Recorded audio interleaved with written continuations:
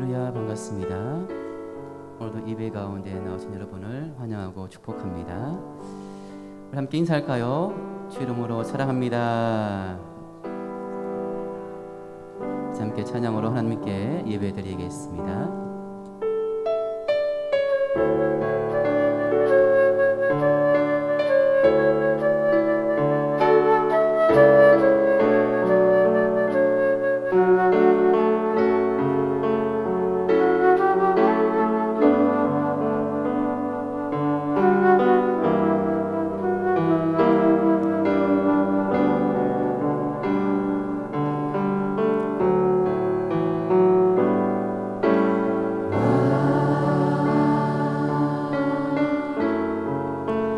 겸손해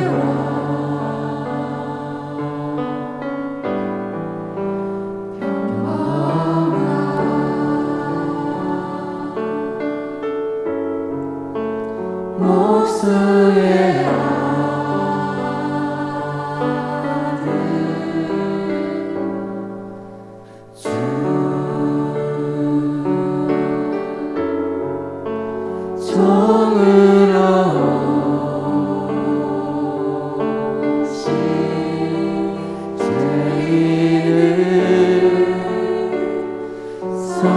섬기신 창조주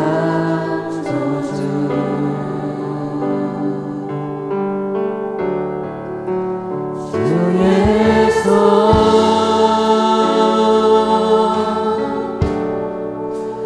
거친 못이 찔렀고 주의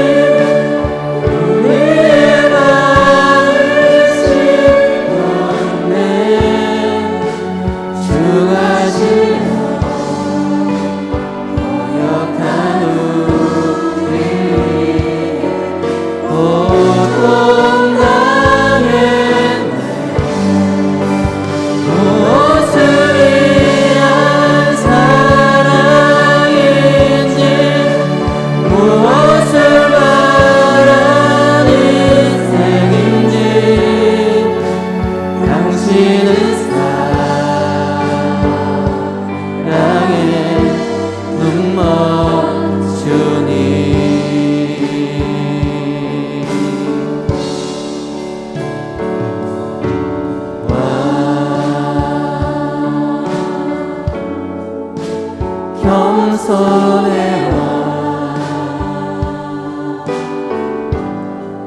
머리 굴고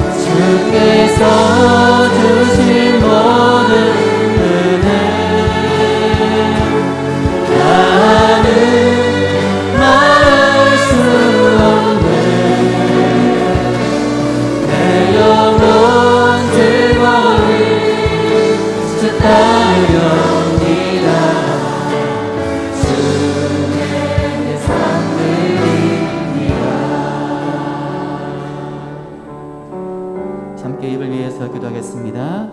세우신 목사님을 위해서, 받으신 은혜 말씀을 위해서, 함께 입을 위해서 기도하겠습니다.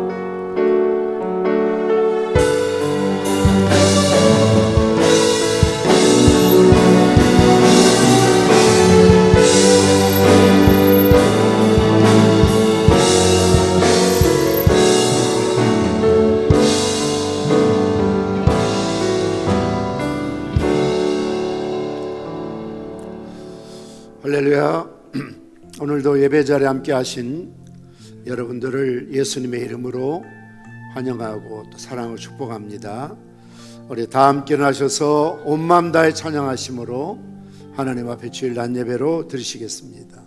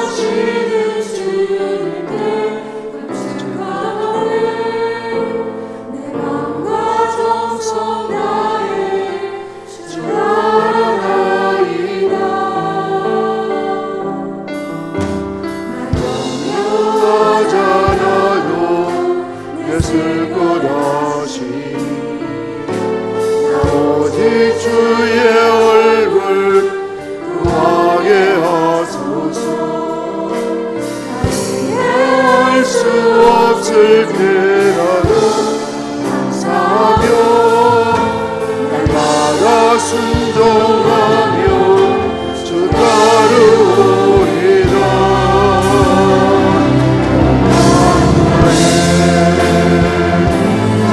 사랑합니다.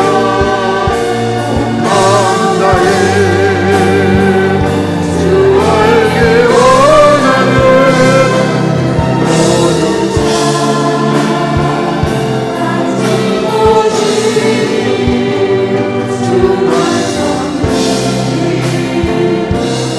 온 맘 다해 사랑합니다.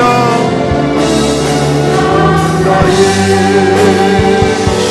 사랑합니다. 온 맘 다해 주 알게 원하는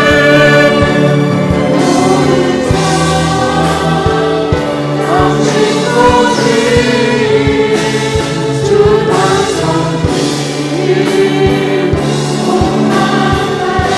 주의 손에 나의 손을 포개고 주의 손에 나의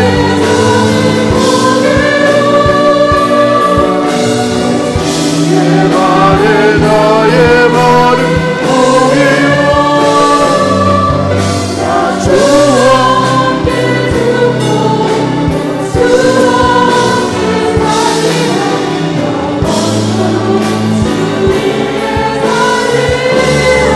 주의 손에 나의 손을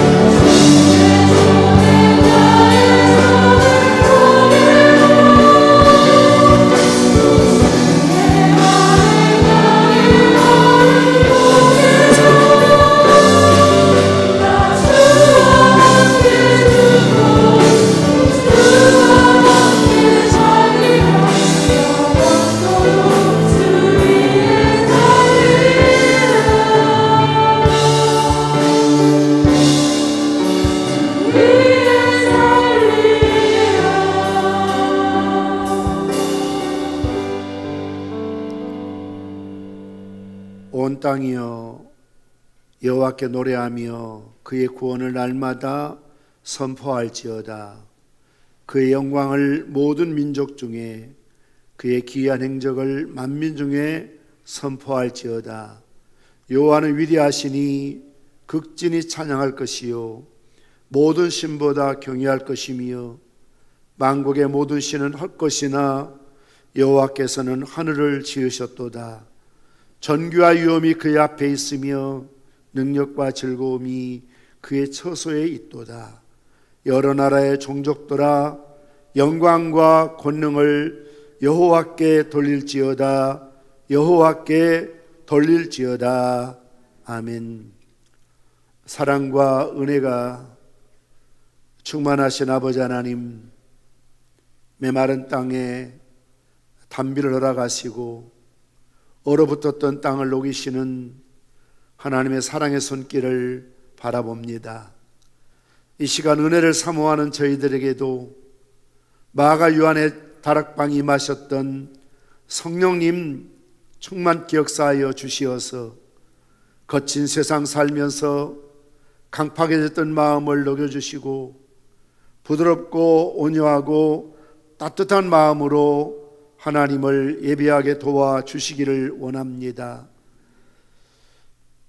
오미크론 확산으로 인해서 하루하루 한순간순간을 지뢰밭을 걷는 것처럼 우리가 위기 속에 살아가고 있습니다.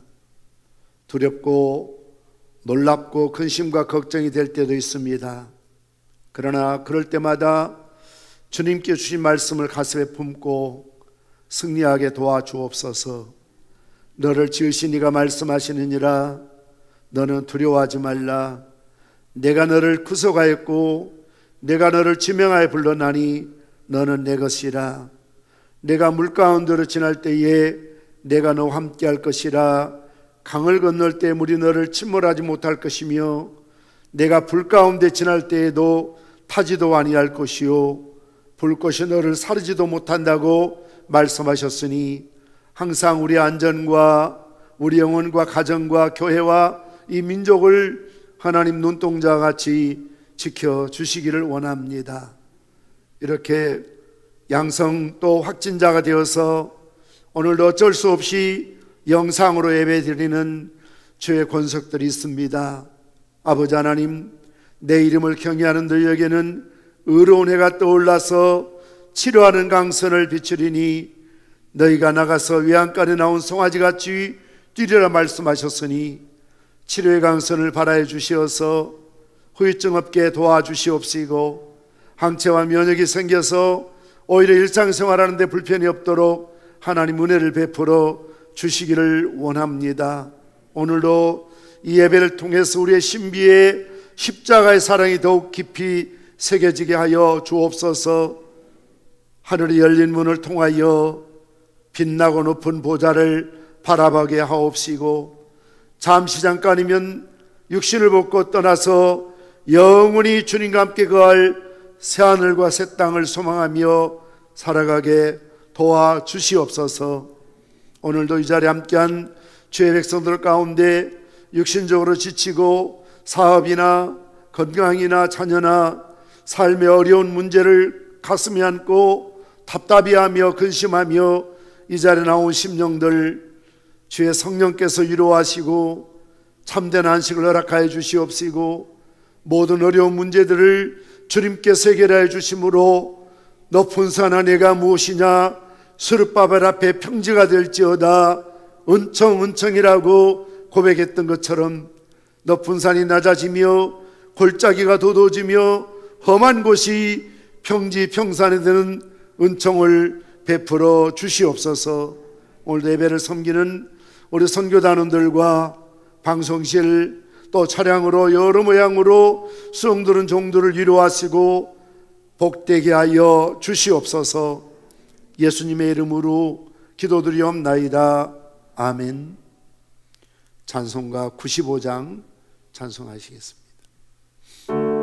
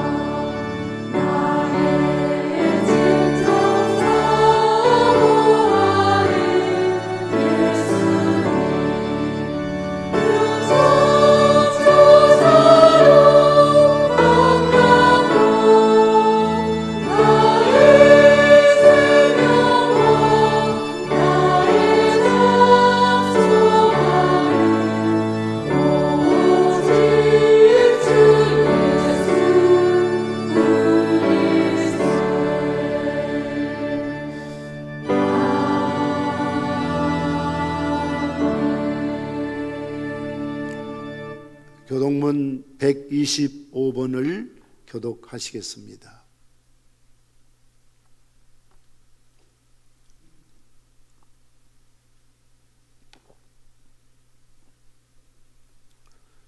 교동문 125번입니다. 하나님이여 사슴이 시냇물을 찾기에 갈급함같이 내 영혼이 하나님 곧 살아계신 하나님을 갈망하나니 사람들이 종일 내게 하는 말이 내 하나님이 어디 있느냐 하오니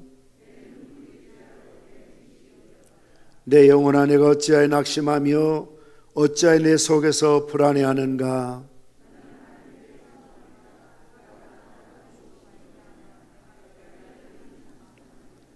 낮에는 여호와께서 그 인자하심을 베푸시고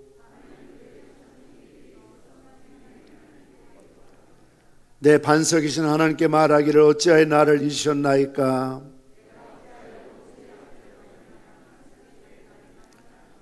내 뼈를 찌르는 칼같이 내 대적이 나를 비방하여 늘 내게 말하기를 내 영혼아 내가 어찌하여 낙심하며 어찌하여 내 속에서 불안해하는가.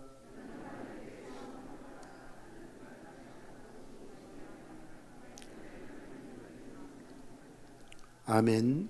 사도신경으로 신앙 고백하시겠습니다. 전능하사 천지를 만드신 하나님 아버지를 내가 믿사오며 그의 아들 우리 주 예수 그리스도를 믿사오니 이는 성령으로 잉태하사 동정녀 마리아에게 나시고 본디오 빌라도에게 고난을 받으사 십자가에 못 박혀 죽으시고 장사한 지 사흘 만에 죽은 자 가운데서 다시 살아나시며 하늘에 오르사 전능하신 하나님 편에 앉아 계시다가 저로서 산자와 죽은 자를 심판하러 오시리라. 성령을 믿사오며 거룩한 공회와 성도가 서로 교통하는 것과 죄를 사하여 주시는 것과 몸이 다시 사는 것과 영원히 사는 것을 믿사옵나이다. 아멘. 자리에 앉으시겠습니다. 네, 교회 소식을 전해드리도록 하겠습니다. 오늘 저희 평산교회 처음으로 출석하신 분들을 진심으로 환영합니다. 등록하셔서 한 가족으로 믿음 생활하시면 감사하겠습니다. 오늘 오후 2시는 학부모 세미나인데요. 모든 성도 여러분들이 참여하셨으면 좋겠습니다. 우리 교회 출석하고 계시는 우리 권미나 선교사님, 바보 엄마 저자이기도 하신데 신앙전수 자녀교육이라는 주제로 오늘 오후에 또 이렇게 귀한 강의를 하게 됩니다. 세미나에 모두 참석해 주시면 감사하겠습니다. 스말로그 교사대학을 개강합니다. 스말로그는 스마트와 아날로그를 합성으로 만든 단어인데요. 우리 총회 다음 세대 운동본부가 개최합니다. 현 부총회장이신 권선웅 목사님이 본부장을 맡고 있고 그리고 제가 서기를 맡아서 섬기고 있습니다. 각 지역의 지부장들, 위원장들이 있고 또 서기 또 회계들이 이렇게 섬기고 있는데요. 4월 9일 토요일부터 5월 21일 토요일까지 매주 토요일 오후 1시부터 2시 반까지 총 7주에 걸쳐서 교육이 실시되는데요. 나중에 또 자료 드리겠습니다만 정말 개교에서는 모시기 힘든 훌륭한 우리나라의 강사진들, 흔히 우리가 말하는 뻔한 목사님들이 아니고 여러 가지 메타버스라든지 또 미디어라든지 청소년이라든지 다양한 주제 전문가인 교수들을 중심으로 강의가 편성이 되었습니다. 온라인 교육이지만 우리가 다니엘 기도회처럼 이 정신은 토요일 오후 1시 30분에 본당에 모여서 영상으로 교육에 참여하는 것을 원칙으로 합니다. 물론 부득이 참석하지 못한 분들은 또 후에 개별적으로 사이트에 들어가서 여러분이 들을 수 있습니다만 내가 개인적으로 차량이나 집에서 또 아이들 틈바구니 속에서 이 강의를 들으면 집중할 수가 없지 않습니까? 그래서 좋은 귀한 강의니까 한꺼번에 교회에 모여서 개교회마다 모여서 이렇게 듣는 것으로 하셨으면 좋겠습니다. 원래 회비가 7만 원인데요. 좀 제가 이야기해서 회원교회들은 5만 원에 하자 했고 교회에서 3만 원, 자비 부담 2만 원씩 하게 되어 있습니다. 또 여러분들도 물질 있는 것에 마음이 있으니까 좀 회비를 내야 안 빠질 것 같아서 자비 부담을 시킵니다. 자세한 것은 사무실로 문의해 주시길 바랍니다. 축하를 드립니다. 이희숙 성도님, 우리들 노인 요양원 어제 개업 예배를 드렸습니다. 우리 노인들 주야간 보호센터를 운영하게 됩니다. 또 위로를 드립니다. 우리 장복규 원사님 친정 모친상을 당하셨는데요. 이틀 전에 추상을 당했지만 빈소가 없어서 우리가 조문 가거나 문자를 미리 보내지 못했습니다. 오늘부터 조문이 가능한 것으로 여러분에게 문자를 보내드렸고요. 또 조문 계좌, 조의금 계좌 주보를 참고해 주시기를 바랍니다. 매일 성경 통독 넉 장씩 읽으시고 셀 단톡에 업로드해 주시길 바랍니다. 다음 주일 2분 낮예배 후에 각 기관 정기 원래로 모이게 됩니다. 또 마지막 주일은 총회 은혜로운 동행 우리 노예 주최로 하는 기도운동 3차가 서영교회에서 저녁 7시 30분에 진행될 계획입니다. 많이 참여를 부탁드리겠습니다.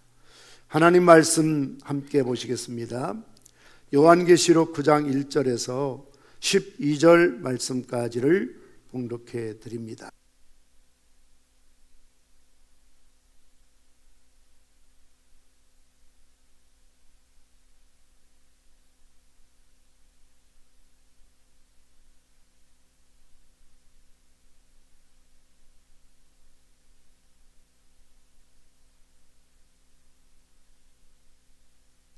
요한계시록 9장 1절에서 12절 말씀까지를 봉독해 드리겠습니다.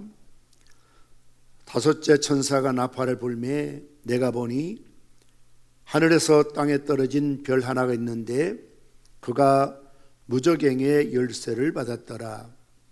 그가 무저갱을 여니 그 구멍에서 큰 화덕의 연기 같은 연기가 올라오매 해와 고기가 그 구멍의 연기로 말미암아 어두워지고 또 황충이 연기 가운데로부터 땅 위에 나오매 그들이 땅에 있는 전갈의 권세와 같은 권세를 받았더라.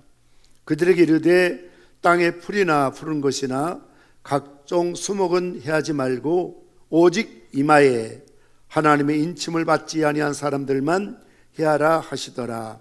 그러나 그들을 죽이지는 못하게 하시고 5달 동안 괴롭게만 하게 하시는데 그 괴롭게 함이 전갈이 사람을 쏠 때의 괴롭게 함과 같더라.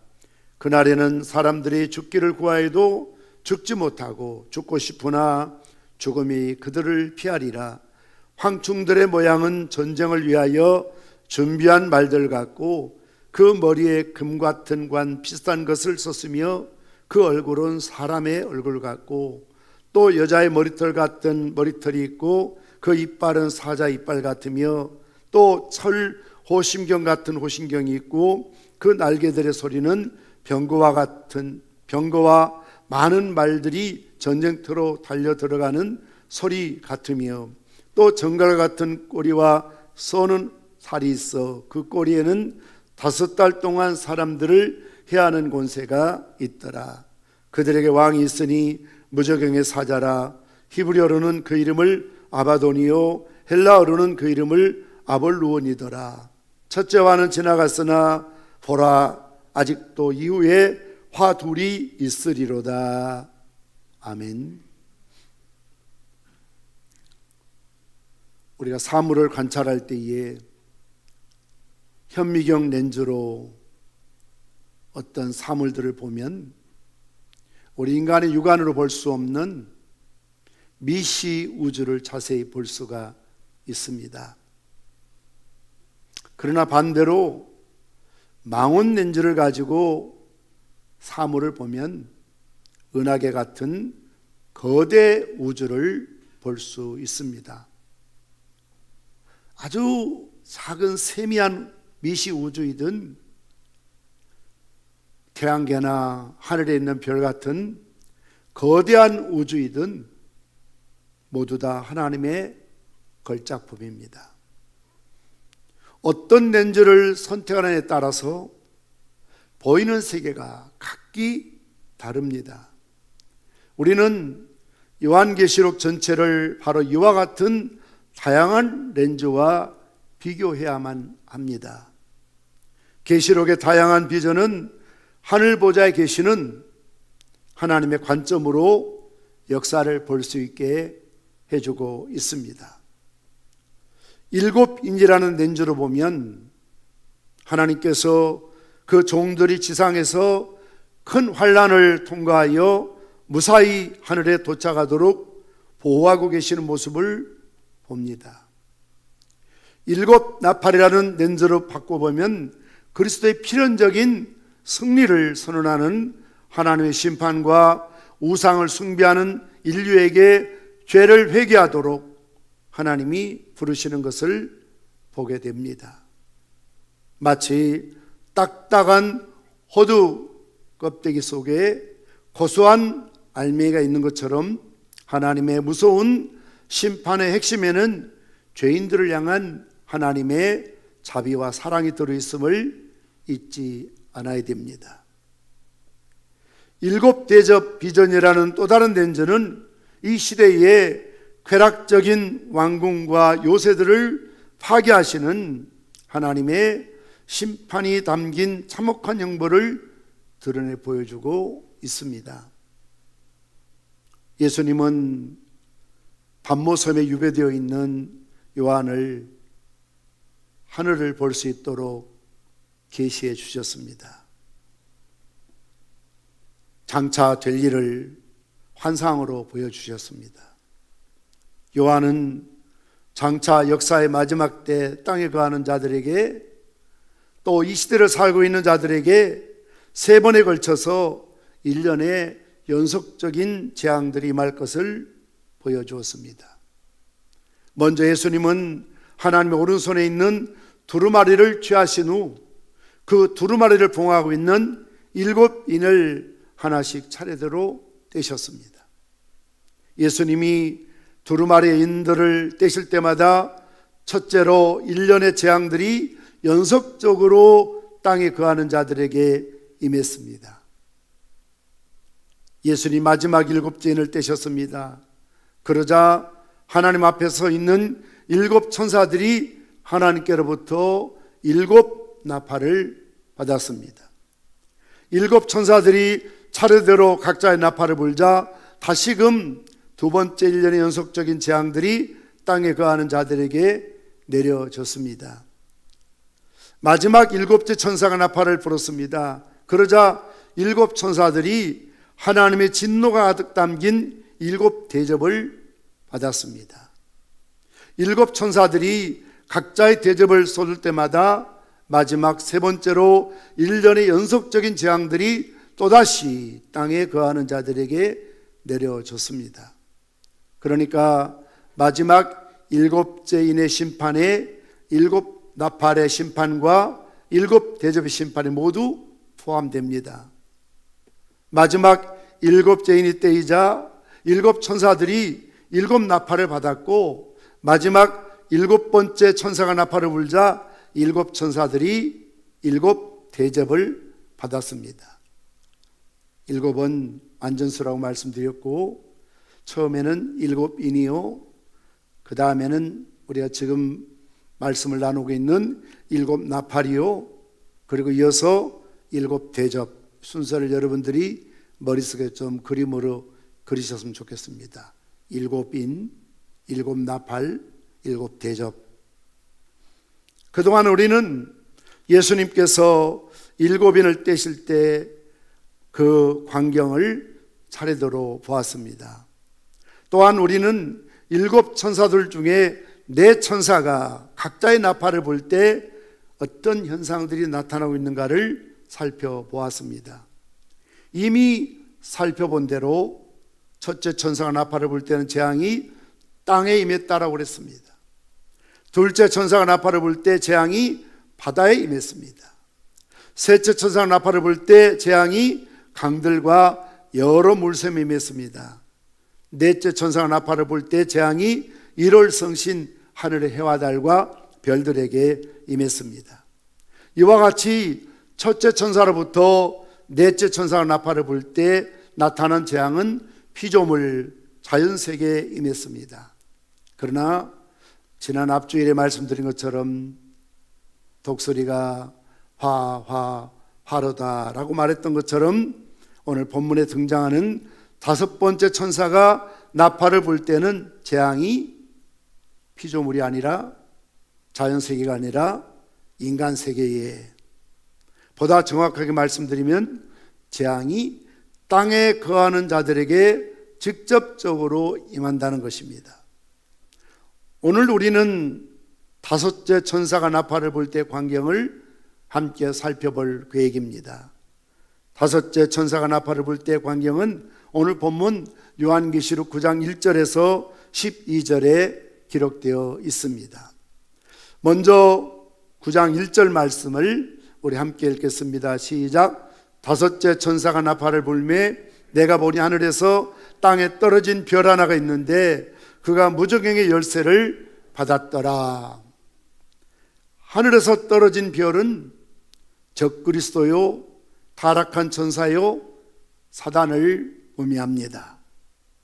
이사야서에서는 하나님의 백성을 괴롭히고 교만해진 바벨론을 떨어진 별로 묘사했습니다. 이 별은 교회를 받게 하는 노마와 같은 것이며 주님 오시는 그날까지 늘 교회를 대적하고 성도들을 괴롭히는 적그리스도요, 사단이 되는 것입니다. 이사야 14장 12절 13절 말씀 보시면 너 아침의 아들 계명성이여 어찌 그리 하늘에서 떨어졌으며 내 열국을 엎은 자여 어찌 그리 땅에 찍혔는고 내가 내 마음에 이르기를 내가 하늘에 올라가 하나님의 뭇별 위에 내 자리를 높이리라 내가 북극 지폐 산 위에 앉으리라. 이 아침의 계명성은 하나님의 원래 천사장이었는데 하나님처럼 되려고 하다가 결국 타락하여서 이 땅으로 쫓김받은 사단을 의미하고 있지요. 그래서 어찌 그리 하늘에서 떨어졌느냐라고 말하고 있습니다. 그러므로 오늘 1절에 말씀하는 하늘에서 떨어진 천사 이 별은 바로 사탄을 의미하고 적그리스도를 의미하고 있습니다. 그리고 그가 무저갱의 열쇠를 받았다라고 말씀하고 있습니다. 이 무저갱, 이것은 없을무 밑조 구덩이 갱입니다. 밑바닥이 없는 구덩이라는 것이죠. 그러니까 마치 블랙홀처럼 끝이 없이 빠져들어가는, 끝이 없이 추락하는. 혹시 여러분들이 지금은 그런 꿈을 안 꾸시겠지만 한참 중학생이나 고등학교 성장할 때 그런 꿈을 꾼 사람들이 많습니다. 끝없는 절벽에서 떨어지는 겁니다. 끝이 보이지 않습니다. 공포감을 갖는 것이죠. 그게 무저갱입니다. 서울이라고도 하지요. 오늘 본문에는 하늘과 땅과 무저갱이 나옵니다. 땅 위에 하늘이 있고 땅 아래 무저갱이 있습니다. 한마디로 무저갱은 땅 아래로 무한히 내려가는 구덩이를 의미하고 있습니다. 이것은 사단이 거처하며 어떤 특정한 우리 눈에 보이는 장소가 아니라 상징적인 의미를 가지고 있습니다. 무저갱의 열쇠를 받았다는 것은 사단의 모든 권세를 관장하는 귀신의 왕과 같으며 사단의 대장이라는 의미입니다. 누가복음 8장 30절 이하의 말씀 보면 예수님께서 거라사인의 광인에게 하시는 말씀이죠. 예수께서 내 이름이 무엇이냐 물은즉 이르되 군대라 하니 이는 많은 귀신이 들렸음이라 무저갱으로 들어가라 하지 마시기를 간구하더니. 그러니까 귀신도 얼마나 무저갱이 무서운 지옥이라는 것을 알기 때문에 군대 귀신 들린 그 귀신이 나를 무저갱으로 던지지 말라고 예수님께 하소연하고 있는 것을 볼 수가 있습니다.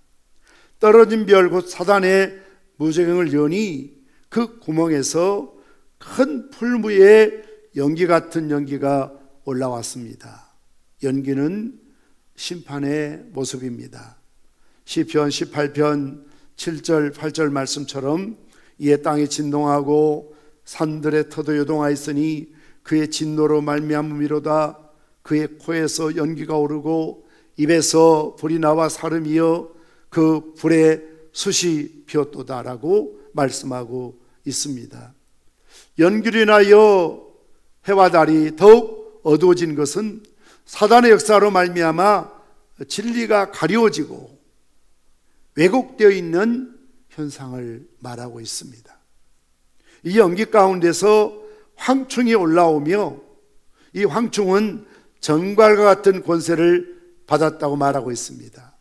황충이라는 것은 메뚜기과에 속한 곤충의 한 종인데요, 하나의 그것이 상징적인 의미로 묘사하고 있습니다. 전갈은 사막에 많이 사는 독 있는 곤충입니다. 전갈에 쏘이면 온몸에 독이 퍼져서 큰 고통을 당하다가 자칫 회복되지 않으면 죽음에 이를 수도 있는 사막이나 팔레스틴에는 가장 흔한 게 전갈이라고 합니다. 탄자니아에 사역하고 있는 황강인 선교사님 이야기를 들으면, 예를 들어 북에 가서 냄비를 들면 그 밑에 전갈이 들어있고, 심지어 신발 속에도 전갈이 들어있고, 아이들이 물리기도 하고, 물리면 얼마나 고통스러운지, 마치 진해에 물려보신 분이 계신지 모르지만 독 있는 진해에 물리면 너무 힘들고 고통스러운 것처럼 그렇게 전갈이 무서운 곤충 가운데 하나이지요. 역대하 10장 11절 말씀 보면 솔로몬의 아들 르호보암이 왕이 되었을 때에 여로보암이 찾아가서 이제 당신의 아버지처럼 너무 많은 부역이나 세금을 과하게 매기지 말고 이 백성에게 좀 안전과 평안과 자기 생활할 수 있도록 기회를 달라고 말할 때에 르호보암이 뭐라고 말하지요? 내 아버지가 너희에게 무거운 몽해를 내게 매게 하였으나 이제 나는 너희의 몽해를 더욱 무겁게 할지라. 내 아버지께서는 가죽 채찍으로 너희를 치셨으나 나는 정갈 채찍으로 하리라 하소서 하더라. 이렇게 오히려 더 무서운 멍에를 짐을 지우겠다고 그들 말을 무시하고 있는 것을 보게 됩니다. 결국 나라가 두 조각이 나지요. 여로보암을 중심으로 10지파와 남유다와 베냐민만 따로 남유다로 남아 있었던 것을 보게 되는 것입니다. 오늘 이어서 9장 4절 말씀 또 함께 읽겠습니다. 시작. 그들에게 이르시되 땅의 풀이나 푸른 것이나 각종 수목은 해하지 말고 오직 이마에 하나님의 인침을 받지 아니한 사람들만 해하라 하시더라. 황충은 사단으로서 정갈과 같은 권세를 가지고 사람을 고통스럽게 하는 것입니다. 이 황충이 풀이나 각종 수목은 해하지 말고 이마에 인맞지 아니한 사람들만 해하라고 말씀하고 있습니다. 여기에서 수목이나 풀은 사람과 대칭되고 있습니다. 이마에 인맞지 아니한 사람은 지난번에 말씀드린 것처럼 성령으로 거듭나지 못한 상징적인 숫자입니다만 14만 4천과 수많은 민족과 방언과 백성을 의미하고 있습니다. 인을 맞았다는 것은 성령으로 거듭난 사람, 중생한 사람, 하나님의 자녀로 인침을 받은 사람들을 의미하고 있습니다. 그러므로 이러한 사단의 고통은 성령으로 거듭나지 못하고 죄악을 행하는 심령이 임하는 것이며, 성령에 충만한 사람은 감히 사단이 침범할 수 없는 머리털 하나도 상하지 아니하도록 지켜주시는 하나님의 약속의 말씀이 있습니다. 이어서 9장 5절 말씀 함께 읽겠습니다. 그러나 그들을 죽이지는 못하게 하시고 5달 동안 괴롭고만 하게 하시는데 그 괴롭게 함이 전갈이 사람을 쏠 때 괴롭게 함과 같더라. 황충이 사람을 괴롭게 할지라도 사람을 죽이지 못하게 하신 것이죠. 마치 하나님께서 욥에게 시험을 당할 때에 사단이 그가 까닭없이 하나님 섬기겠습니까? 이유가 있지요. 부자지요. 자식 잘 되지요. 명예가 있지요. 건강하지요. 이런 축복을 누리는데 그가 하나님 경외하지 못할 이유가 어디 있습니까? 그럴 때 하나님은 욥은 그렇게 이기적인 믿음이 아니다. 그래서 시험을 하죠. 한 가지를 담보합니다. 목숨은 손대지 마라.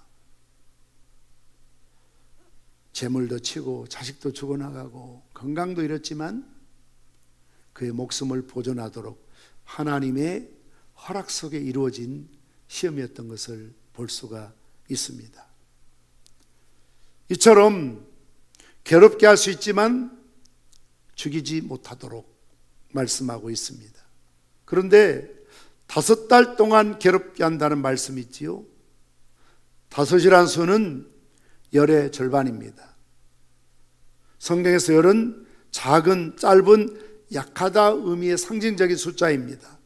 그러므로 5은 열의 반이니까 열의 절반이므로 그 고난의 때가 잠시 잠깐 있을 것을 의미하고 있습니다. 그래서 바울도 말하기를 로마서 8장 18절 말씀처럼 생각하건대 현재 고난은 장차 우리에게 줄 영광과 나타날 영광과 좋게 비교할 수 없도다. 이 세상에 태어나서 예를 들자면 핏덩어리부터 노인이 되어 죽을 때까지 때로는 가난한 집에서 아니면 고칠 수 없는 고질적인 어떤 장애나 병을 가지고 사시는 분들 얼마나 고통스럽습니까? 신앙생활하면서 받는 박해가 로마의 시대에 반모섬에 있는 요한을 비롯해서 초대교회 성도들에게 이게 하루 이틀 끝나는 게 아닙니다. 1, 2년에 끝나는 게 아닙니다. 언제 끝날지 알 수가 없는 불확실한 시대입니다.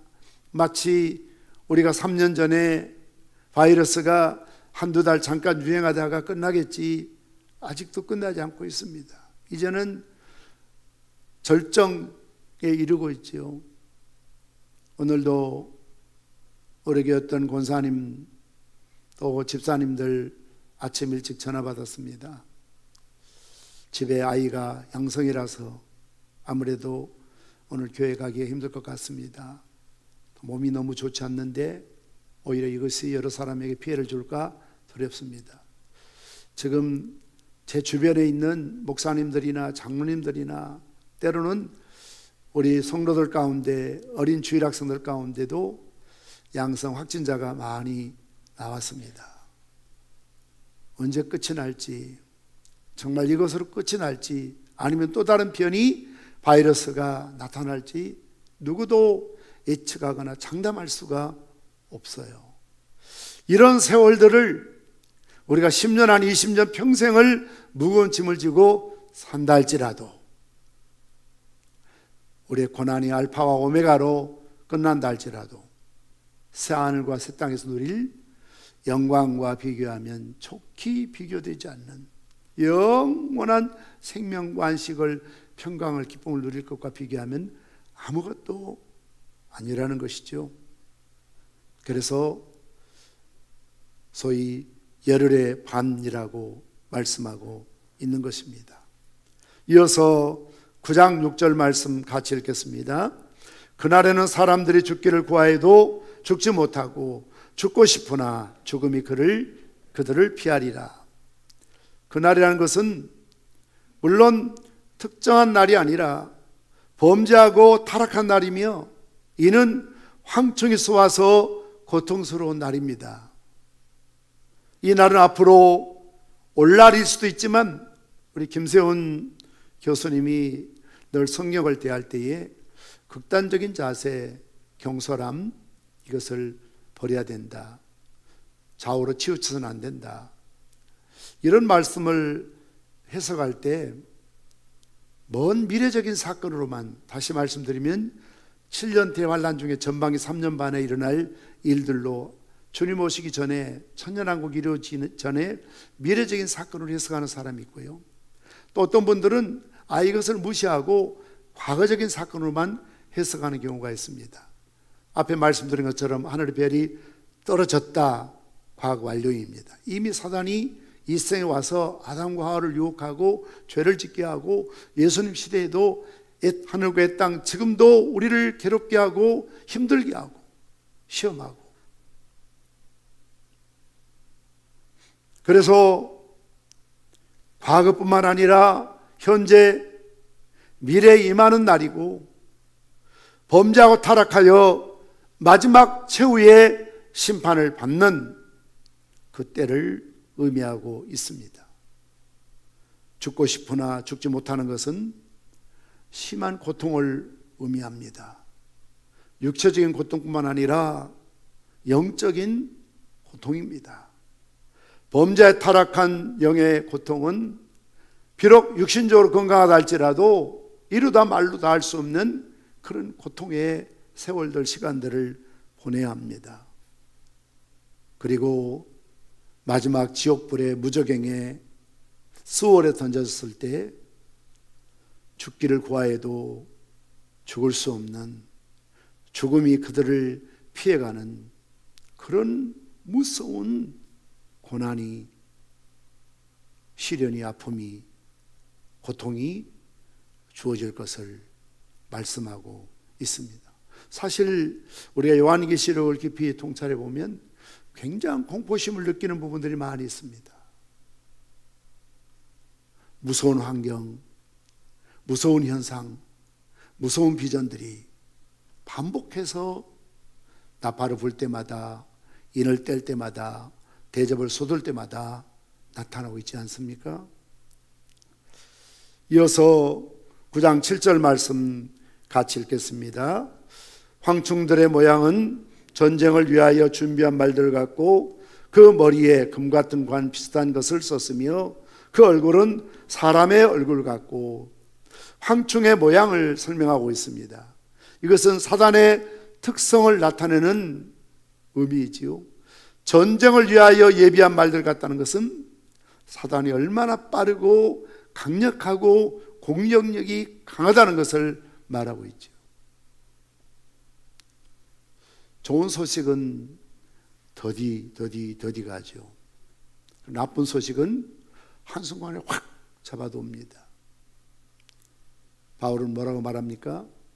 우리가 죄를 짓는 일에 더디하고 선을 향하는데 빨라야 된다. 우리의 발걸음이 교회 오는 것은 천근만근처럼 무겁고 더디고, 죄 짓고 나쁜 데 가는 것은 그냥 신속하게 가는 것. 요즘으로 비교하자면 죄 짓는 일은 비행기 타고 그냥 고속열차 타고 가고, 선하고 구제하고 선교하고 정말 좋은 일 하는 데는 옛날 같으면 완행버스나 아닌 기차를 타고 더디게 가는 것처럼, 사단의 이런 역사가 전쟁을 위해서 예비한 말들, 훈련받고 잘 먹이고 기름진 이런 말들이 신속하게, 그 당시에 운송수단은 최고로 빠른 게 말이지 않습니까? 그만큼 사단의 활동은 신속하다는 것입니다. 강력하다는 것입니다. 엄청난 공격성을 가지고 있는 특징을 설명하고 있습니다. 그리고 금 같은 면류관 비슷한 것이라고 말하는 것은, 면류관은 승리와 영광의 상징이지만 금 같은 이 말은 비슷하다는 것은 짝퉁이라는 것입니다. 가짜라는 것입니다. 진짜 금 면류관이 아니라 비슷한 것이라고 말하고 있습니다. 이는 사단의 역사는 승리 같으나 참 승리가 아니요 영광 같으나 참 영광이 아니라는 의미입니다. 사람의 얼굴 같다는 것은 사단의 지혜를 표현한 말을 사람으로 묘사하고 있습니다. 진짜 얼굴이 아니라 비슷한 얼굴이며, 이는 사단의 지혜가 참 지혜가 될 수 없다는 것을 말씀하고 있는 것이죠. 이어서 9장 8절 말씀 같이 읽겠습니다. 또 여자의 머리털 같은 머리털이 있고 그 이빨은 사자 이빨 같으며, 여자의 머리털은 아름다움의 상징으로서 사단의 모습이 겉으로는 아름답게 보인다는 것이죠.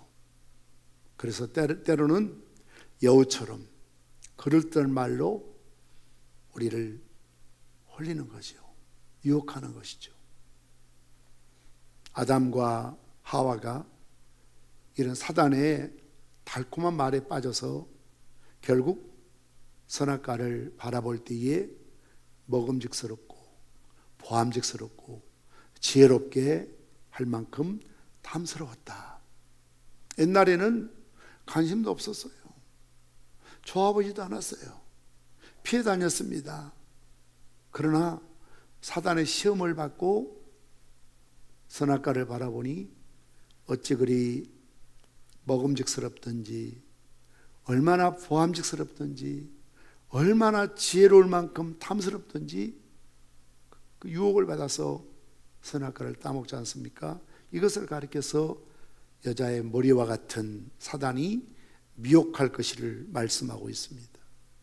그리고 이어서 사자인은 물어뜯는 잔인함입니다. 이것은 사단의 잔인함을 말씀하고 있습니다. 그래서 시대마다 사람에 따라서 사단이 여러분들의 어떤 약점들을, 시대마다 어떤 약점들이 있다는 것을 너무 잘 알고 때로는 그럴듯하게 미혹하고 유혹해서 넘어지게 하고, 듣지 않으면 사자처럼 공격해서 잔인함을 보여서 큰 시험과 환난이나 공포심을 불러일으켜서 자기를 따르도록 한다는 것입니다. 베드로전서 5장 8절 말씀처럼 근신하라, 깨어라. 너희 대적 마귀가 우는 사자같이 두루다니며 삼킬 자를 찾는다.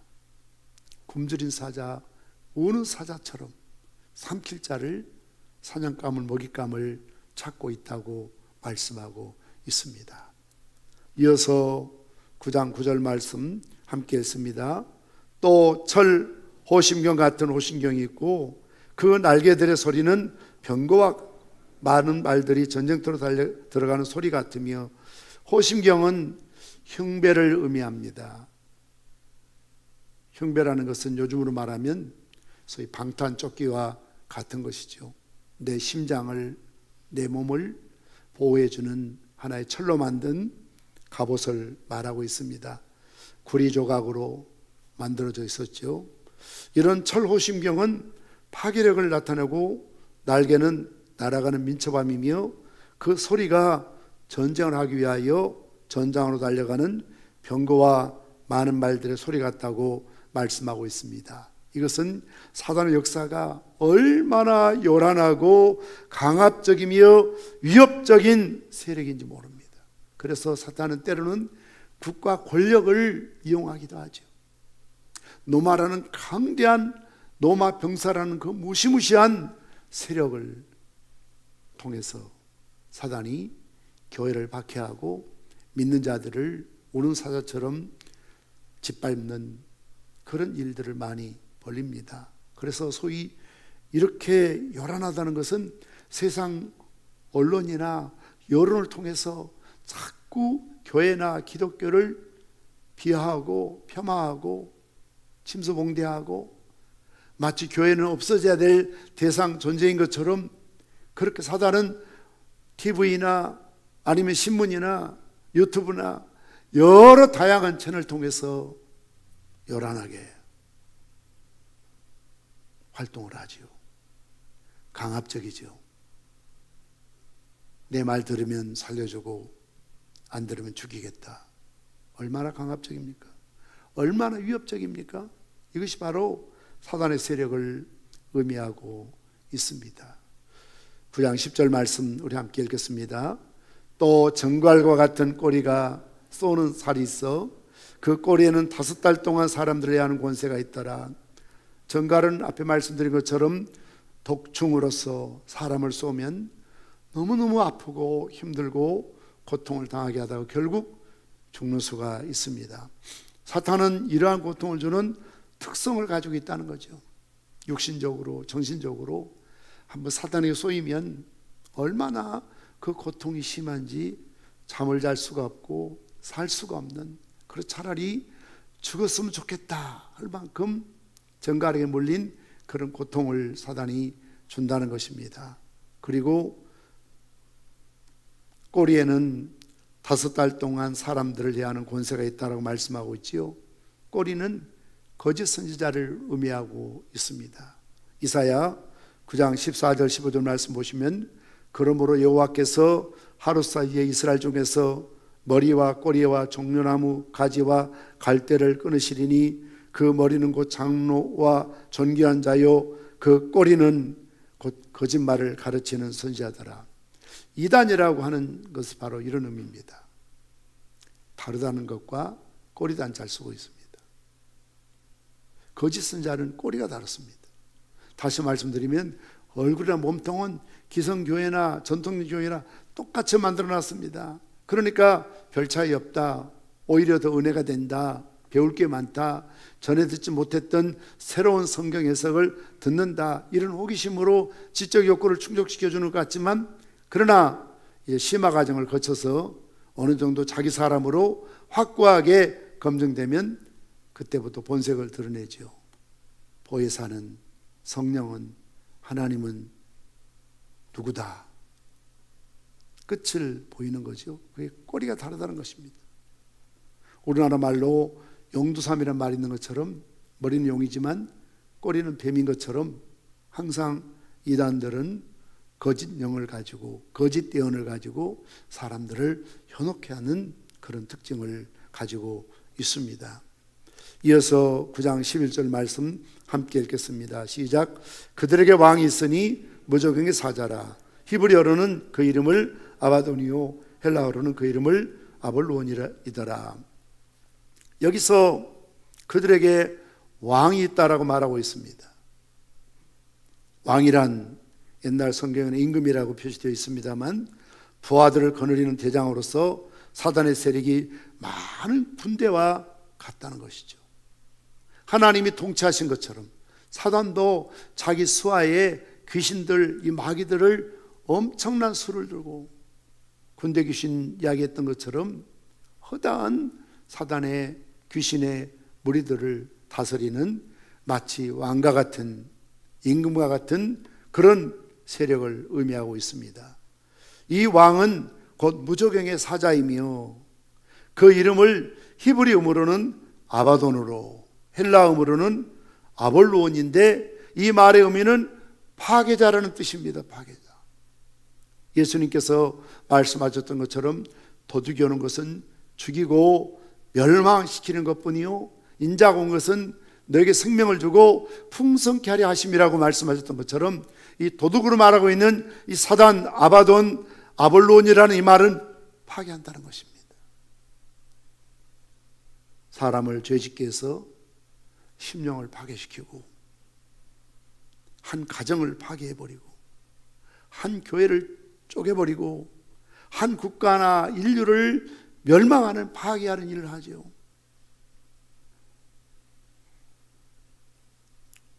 이어서 오늘 마지막 절 말씀이죠. 9장 12절 말씀 함께 읽겠습니다. 첫째 화는 지나갔으나 보라 아직도 이후에 화 둘이 있으리로다. 무정에서 나온 황충들은 5달 동안 땅에 거하는 자들을 극심하게 괴롭혔습니다. 이제 그들의 임무는 끝났습니다. 그래서 다시금 무정에 던져서 심판날까지 갇혀있게 되어 있습니다. 이로써 첫째 화는 지나갔다는 것입니다. 그러나 땅에 거하는 자들에게 임한 심판은 끝이 난 것이 아니었습니다. 보라 아직도 이후에 화 둘이 있으리로다. 아직도 둘째 화와 셋째 화가 땅에 거하는 자들을 기다리고 있습니다. 둘째와 셋째 화는 첫째 화보다 더 치명적인 재앙들입니다. 앞으로 우리가 그 말씀들을 연구할 계획입니다. 사랑하는 성도 여러분, 왜 요한계시록에는 땅에 거하는 자들이 계속해서 무서운 화를 말하고 화를 예언하고 화가 임할 것이라고 경고하고 있습니까? 우리가 구약 성경을 보는 것처럼 하나님께서는 수많은 선지자와 예언자를 통해서 우상을 숭배하고 죄짓고 있는 이스라엘 백성들에게 수없이 경고하셨죠. 그럼에도 그들이 돌이키지 않습니다. 회개하지 않습니다. 오히려 그런 예언자들, 선지자를 대적하고 죽이고 박해합니다. 오히려 그런 바른 말하는 사람들을 멀리하고 처단해 버립니다. 유배 보냅니다. 오히려 그들의 마음이 완악해서 이런 무서운 화에 대한 경고를 말씀하고 있지만 회개하지 않았습니다. 그래서 마치 요한계시록 7교회처럼 하나님께서 그들에게 회개할 길을 주었지만 성령의 교회들이 하신 말씀을 들을지어다 반복해서 말씀하고 있지만 그들은 건성으로 들었습니다. 나와 상관없는 이야기로 들었습니다. 이 시대 우리에게는 필요 없는 이야기로 치부해 버렸습니다. 그래서 하나님께서는 어쩔 수 없이 그들을 계속해서 심판하실 수밖에 없었습니다. 성경 앞으로 나오시기 바랍니다. 그러나 여기서 우리가 잊지 말아야 될 하나의 사실이 있습니다. 하나님의 능력이라면 단 한 번의 심판으로도 얼마든지 그들을 멸하실 수가 있지요. 7 인과 7 나팔과 7 대접, 굳이 그렇게 1차, 2차, 3차 또 강도를 높이면서 하셔야 될 이유가 없죠. 그러나 하나님은 한꺼번에 그들을 멸하시지 아니하시고 세 번째 화가 차례대로 그들에게 이르게 하셔서 회개하도록 돌이키도록 나팔을 불어 경고하시고 기회도 주고 계시는 겁니다. 이것은 전적으로 하나님의 공의이요 하나님의 자비이시죠. 하나님은 그들이 회개하고 하나님께서 보내신 독생자 예수 그리스도를 믿어 구원받기를 바라셨습니다. 그들이 돌이켜 회개하면 어린 양 예수의 피가 그들의 모든 죄를 씻을 것입니다. 그럼에도 불구하고 그들은 회개하지 않았습니다. 그래서 결국 이런 무서운 재앙을 화를 당할 수밖에 없었다는 것입니다. 하나님은 공의를 많으시고 은혜로우시죠. 보라, 지금은 은혜 받을 만한 때요 구원의 날이로다. 요한계시록을 기록해서 쓰고 이 말씀을 받는 그들이 회개했더라면 촛대를 옮기지 않았을 것입니다. 예를 들면 에베소 교회가 처음 사랑을 회복했더라면 지금도 에베소 교회가 있었을 것입니다. 그러나 하나님께서 경고하셨지만 그들은 돌이키지 않았습니다. 어쩌면 우리도 이런 말씀 앞에서 냉소적이고 무관심하고 건성으로 듣고 심지어 이런 하나님의 말씀을 믿지 않고 의심하고 거부해버린다면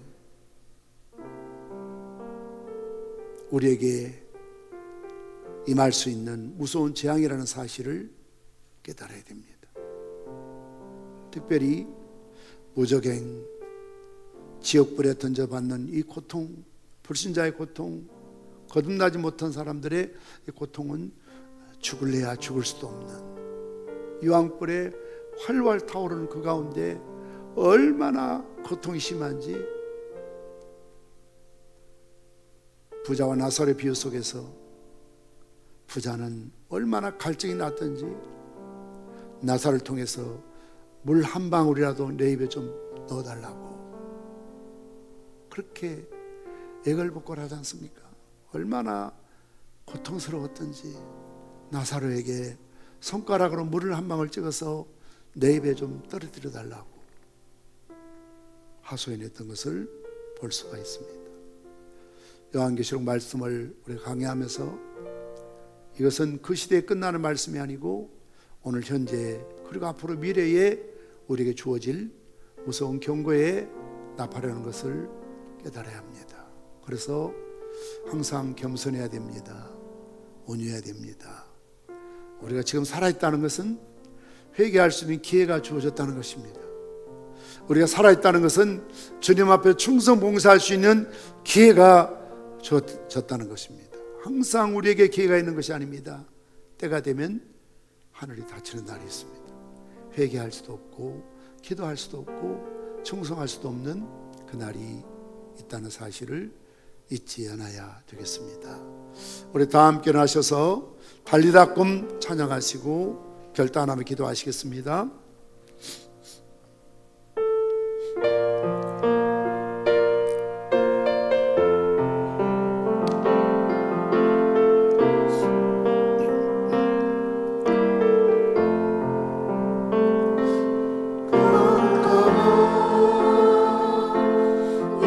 인생길 홀로 걸어가도 지치고 고나요 내 영혼 깊은 담이 들어섰네 어두운 죄악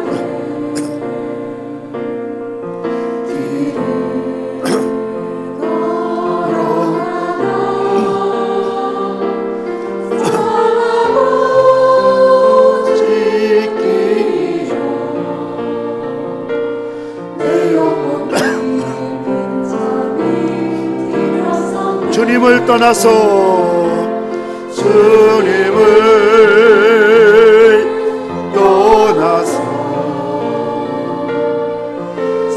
세상을 향해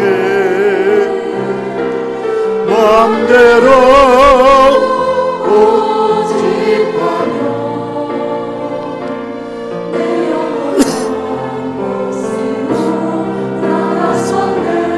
인생의 어려움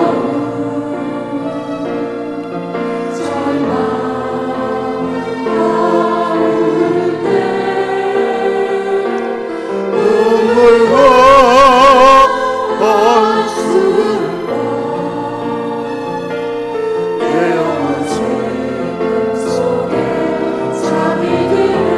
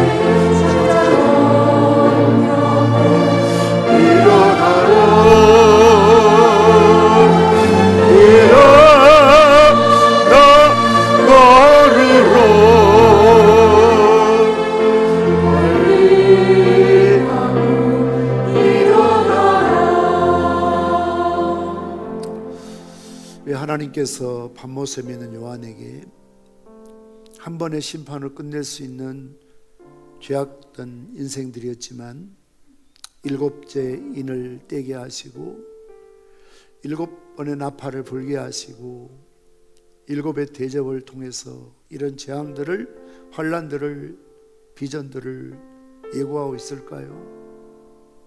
돌이키라는 것입니다. 회개하라는 것입니다. 깨어나 일어나라. 달리다고 일어나라. 어두움 물러가고 새날이 머지않았으니, 주님 오실 날이 머지않았으니 어둠 속에 잠자는 영혼들아 일어나라. 회개하라. 돌이키라는 것입니다. 오늘도 이 어마어마하게 무서운 5 천사의 나팔 소리가 울려 퍼질 때에 드러나는 현상들을 바라보면서 우리는 깨어 있어야 합니다. 근신해야 됩니다. 우리의 주신 직분과 사명을 잘 감당할 수 있어야 합니다. 이 시간 우리 주여 3번 부르짖고 하나님 앞에 기도할 때에, 하나님, 내가 사망의 잠을 잘까 두렵습니다. 내 영혼이 깨어나게 하시고 정신 차리며 근신하며 늘 성령으로 말씀 안에, 기도 안에 깨어있게 도와 주시옵소서. 우리 주님 3번 부르짖고 기도하십니다. 주여, 주여, 주여.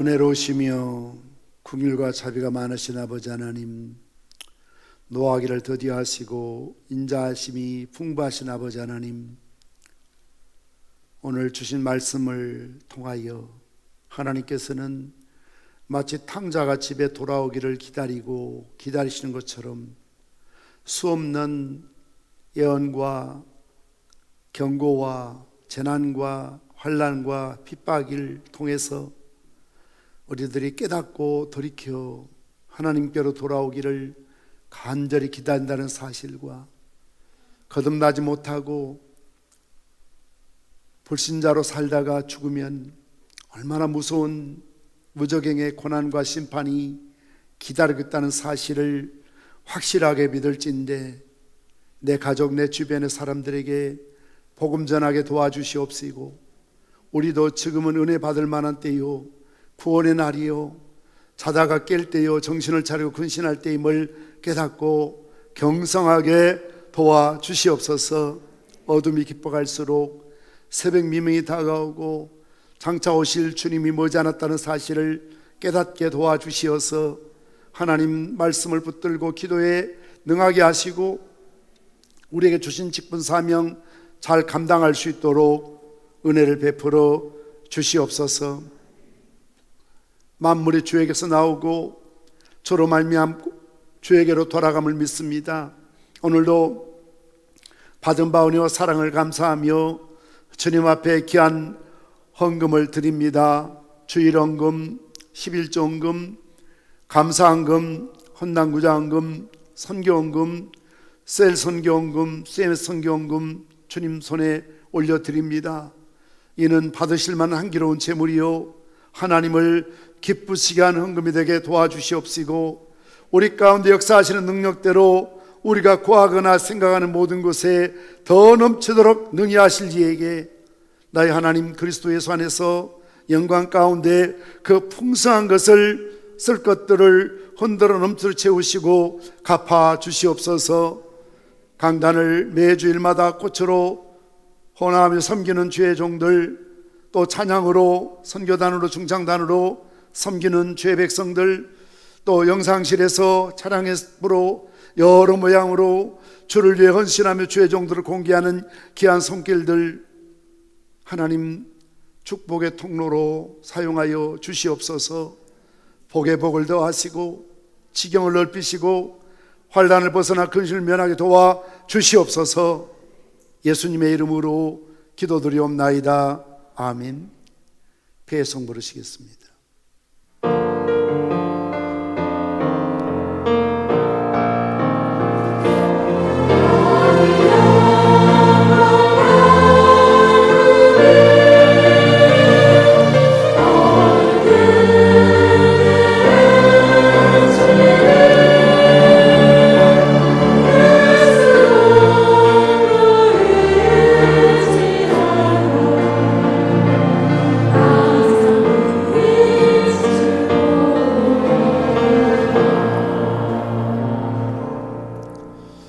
내가 의인을 부러운 것이 아니요 죄인을 부러우셨다고 말씀하시며 상한 갈대를 꺾지 아니하시고 꺼져가는 심지를 맞아 끄지 아니하시고 우리에게 지금까지 일절 오래 참음으로 주님의 사랑과 자비를 보이신 우리 주 예수 그리스도의 은혜와 회전하는 그림자도 없으시며 오늘도 영원히 변치 아니하시는 아버지 하나님의 측량할 수 없는 사랑하심과 성령님의 감동 감화 이러 축복 교통하심이 하늘 열린 문을 통해서 들려지는 주의 음성을 듣고 근신하며 정신을 차리고 성령에 충만하며 말씀과 기도 안에 사명 안에 직분 안에 깨어있기를 다짐하는 주의 백성들을 위해 이제로부터 영원 무궁토록 항상 함께 있을지어다.